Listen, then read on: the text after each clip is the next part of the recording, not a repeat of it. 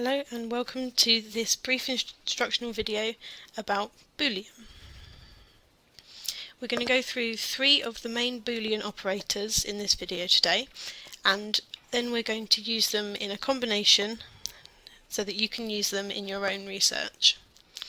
First up, OR. OR is a very useful operator because it makes your searches much wider. So it allows you to search for a number of alternative terms or synonyms at the same time. So what we're going to do is we're going to use a very basic example. So we're going to imagine a class of children.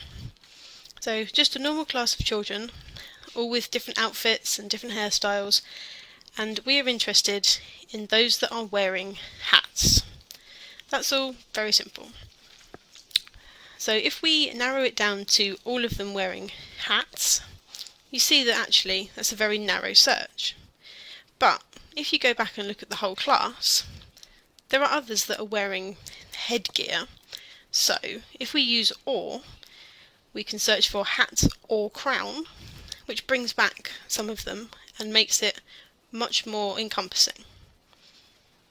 And so if you're thinking of using that term in your own research, in the example we've been using, if you've come from one of the guides on the website, we've been using an example about autism. So you can use it to search for the word autism or autistic, all at the same time.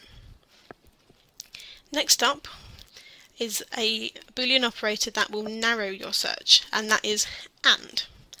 AND combines the search terms and will only return items when all of the terms are found. So for example, if you've got a number of different concepts in your search, you can join them together. So you can search for both parts of your essay title at once. So using our basic example of our class of children again, this time we're interested in children wearing dresses. So there are lots and lots of children wearing dresses, so let's see if we can narrow this down. So in this case we're only interested in if they've got dresses and ribbons. So dress and ribbons, which narrows it down even further for us. And this example can be used to link different concepts together, as I said. So autism and children, for example. Last of all, we're going to look at NOT. So NOT excludes things from your search, so it narrows it down but not quite as much as using an AND.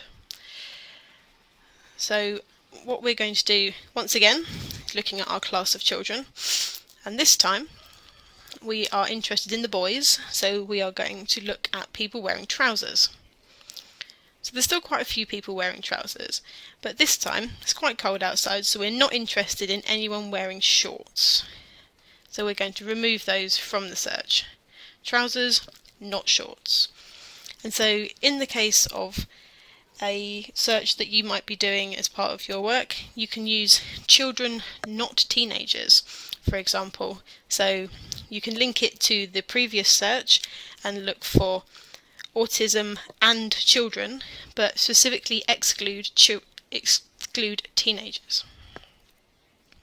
So you can link all of these together and use them in one search. You don't have to use them separately. So that's what we're going to do now.